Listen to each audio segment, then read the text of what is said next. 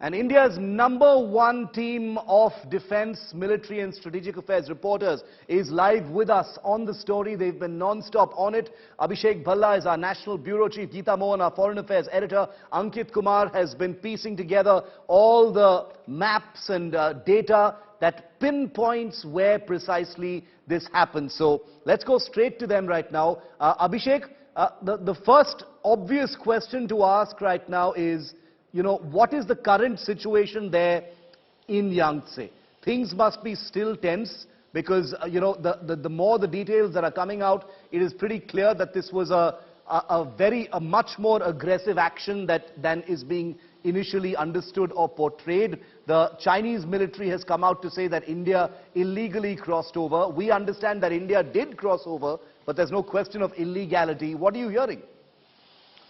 Well, Shiv, things are calm now, I can say so. I've been speaking to sources in South Block.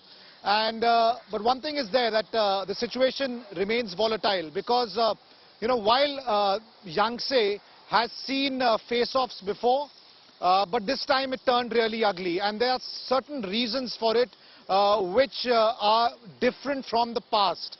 The Chinese, tried to completely encroach upon an Indian position. Yeah. So that's something that's perhaps not happened in the past. In the past, there have been face-offs. Face-offs sometimes lead to pushing and shoving, but this time it turned ugly. The other aspect why this was different from the past, the number of Chinese soldiers in the vicinity was pretty high. The initial numbers that came in said 600 Chinese soldiers. Now 600 is close to a battalion.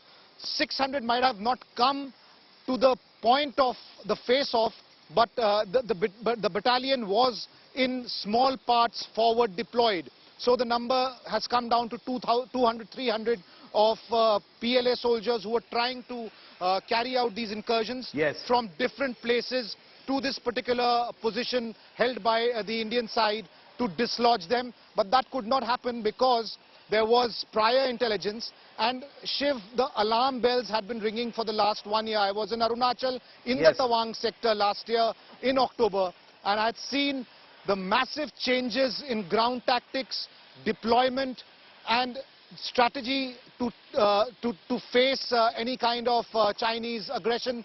There were certain maneuvers by the Chinese that had been noticed back then, and that's why the Indian Army perhaps was ready for this kind of action. Very important that things are calm right now, but the risk of something like this flaring up in other posts or other locations in Tawang sector or elsewhere remains ever present. Now this time, the Indian troops were fully prepared. That much we know.